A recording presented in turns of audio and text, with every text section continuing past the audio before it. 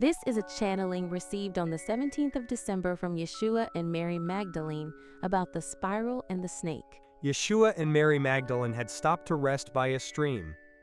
The temperatures were already relatively warm in spring, even here high up in the mountains, and it was nice to sit in the shade of the pine trees in the midday heat and listen to the water, which was even drinkable. One of his followers had sat down next to Yeshua, and although he was just about to doze off, his excited presence alone woke him up. "What do you want, Remiel?" Yeshua asked with a smile and his eyes closed. Remiel was stunned. "Nothing, Lord." "I can sense you," said Jesus, now looking at Remiel with alert eyes. "I sense that you have a question, that you want to know, that you are eager to learn." "Yes, indeed, I ask myself this every day, Lord. I wonder about the right path in this life. I have read a lot, I have educated myself, I have accumulated knowledge, and with all this knowledge I have come to you, Lord. And I sense that you relate to your knowledge differently, that you do not get it from books, that you are freer in your knowledge, in your nature, in your being. And now I ask myself, what should I, Remiel, do with all this knowledge I have accumulated when I see you walking on this earth, often barefoot, earning your money through donations, drinking water from the stream? And I ask myself, what is the point of all the schools, the scholars, the discussions, the books? Why do we need all this discourse when life itself, the divine within us, seems to provide us with all the knowledge we need to live? "You have spoken wisely, my dear, and seen well," said Yeshua. "You describe the two paths that lead to the same goal.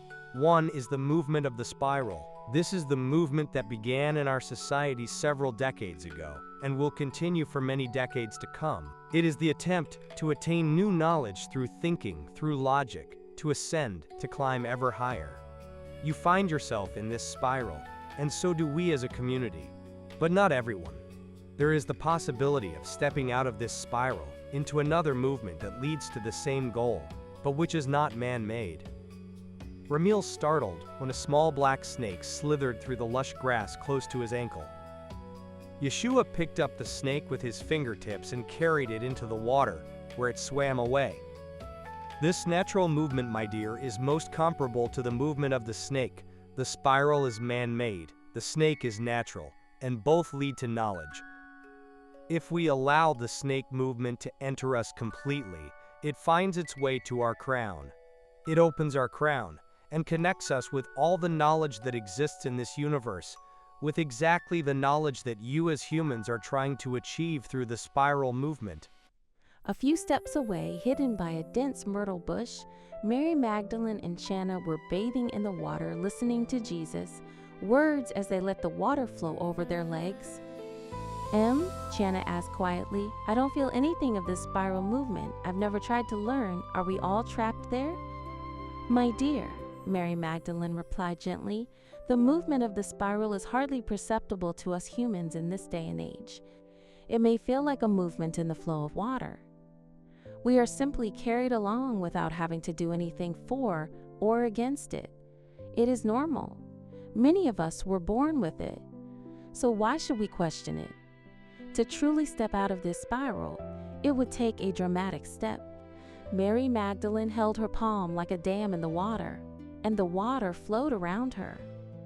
As humans, we need to understand that we can let this water, which moves us in the spiral, flow out into God's basin.